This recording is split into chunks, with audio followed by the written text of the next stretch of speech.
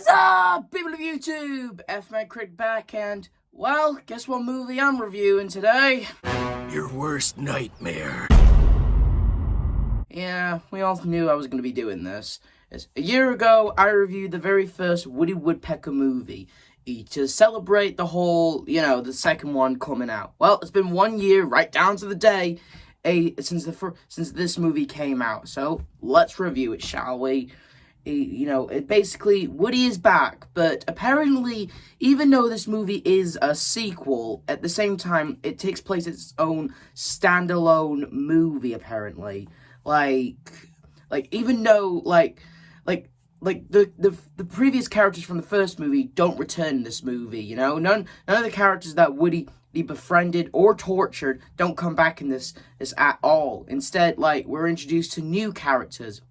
Why? I don't know. It would have been nice if we heard some mentions from the previous characters, maybe the boy he befriended, he was the park ranger and he's the one who's running the park now and stuff, but we'll get to that when we get to that part, but none of the previous characters came back. Why? I don't know. Oh, and even though this movie is a sequel, it technically works as its own standalone movie, apparently, because they don't bring up stuff from the past movie, even though it is a sequel, apparently. I don't know. It's apparently a sequel, but at the same time, it's a standalone movie. Whatever. Anyway, Woody is back, and like the last movie, he's annoyed by other people, so he annoys them. But unlike the last movie, he doesn't freaking go in a psychopathic way, So anyway, he just gets rid of an influencer, even though in the last movie he was all about he learned to share his land or something, But in this movie, he's back to his old ways. At least he's not being a psycho about it. So that's that. Anyway, so he's getting kicked out of the park, even though, again, in the first movie, he's an endangered species. They made it clear in the first movie he was one of a kind.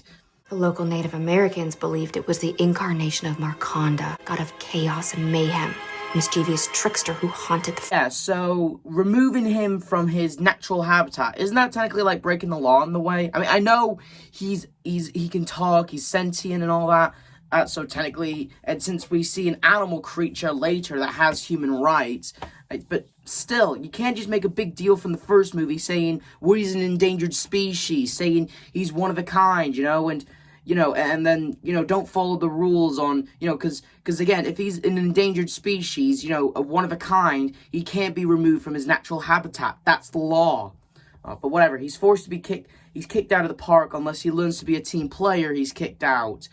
So Woody, he goes to a camp called Camp Woohoo, and quickly he actually likes it. He thinks he might actually live here, but there's trouble, because apparently the camp is actually split into two: Camp Woohoo and Camp Yoo-Hoo, I believe. Whatever. The Camp Woohoo is basically this movie basically follows a lot of cliche things. I mean, unlike in the last movie, which had, sort of an original idea, about a dude who just wanted to build a house somewhere in the forest, and, okay, granted, there was cliche bits in that movie too, but in this movie, there's a lot more cliche stuff, I mean, the whole cliche, a underdog camp, the cliche, a jerky better camp, and all the token kids, like the token goth girl, the token gamer, the token nerd, they're all there, really. This movie, it has, a lot of cliches. The movie is just 100% cliche, but through it all, it is slightly better than the last movie. I mean, it's not a clever movie. It does borrow from other stuff and references a lot of cliche, overused stuff like Hammer Time, or, but it is slightly better than the last movie, but that's not saying a lot. I mean, personally, I enjoyed it, but I have a feeling that other people hate this movie, just like they hated the first movie, but they don't hate it as much as the first movie. I mean, personally, I didn't have a hard time with this movie. Granted, it does follow a lot of trends, but it's not a bad movie in my eyes. there were times I actually enjoyed some of the movie, you know? Like, I like the part where the mom gets introduced and Woody calls her Rumpelstiltskin. I mean, I know that won't make a lot of people laugh, but it definitely made me chuckle. And you know, and some of the characters are okay, to say the least. Even if they are cliche and even if they are following the tropes, like, for example, the main character that Woody befriends, Maggie,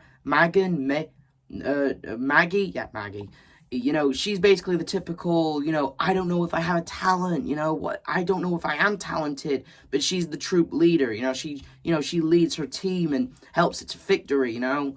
Although she follows that trope, she's at least alright, to say the least. Her mother, on the other hand, is a lot more better, actually. She's got a lot more personality and a lot more fun.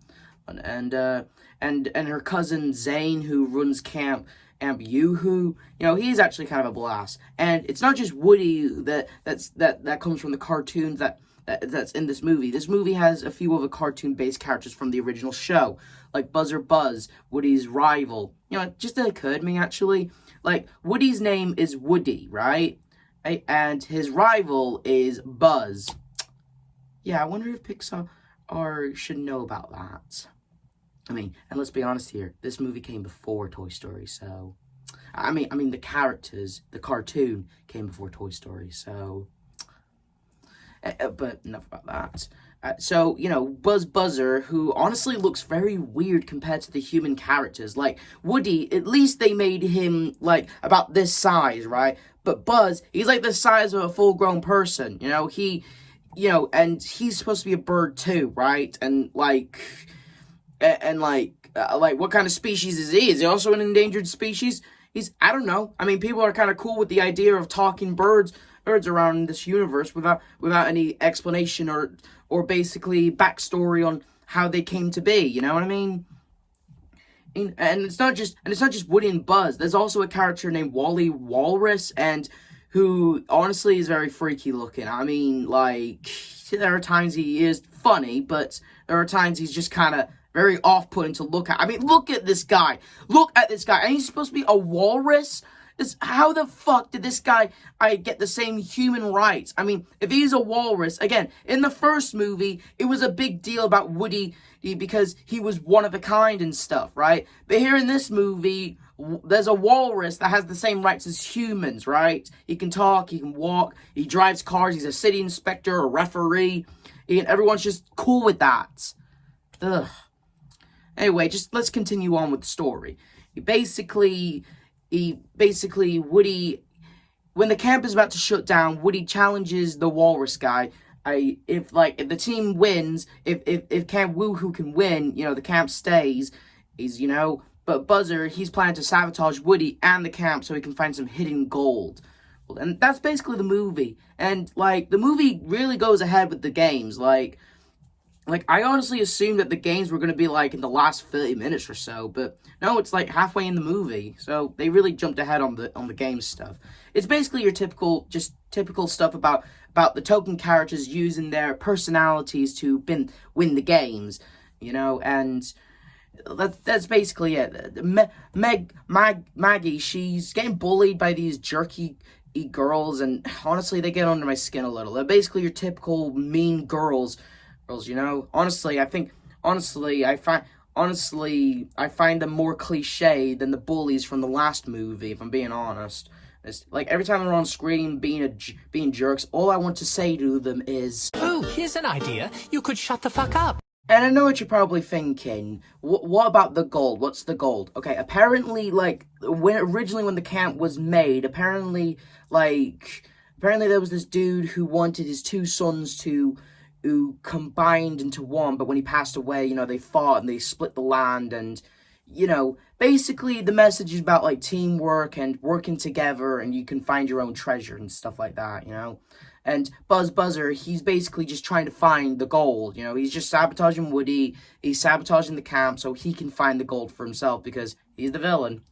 And at some, you know, it's basically just Woody and Buzz just fighting it out, and while the games are playing, and, you know, at some point, and I know what you're thinking, how did Buzz get into the movie? Apparently, Zane, the camp counselor in Camp Yoo-hoo, who apparently, like Buzz, he was all like, I'm the new cook and all that. And Zane, being the idiot that he is, he just believes it. And, like, every time when this dude is, like, ordering weapons and stuff, and Zane is questioning him, Buzz just comes up with a clever excuse to be all like, yeah, we're just doing this for the camps, It's like, this is just for the camp's health and building character and stuff. And Zane, being an idiot, he just falls for it. Of course he does.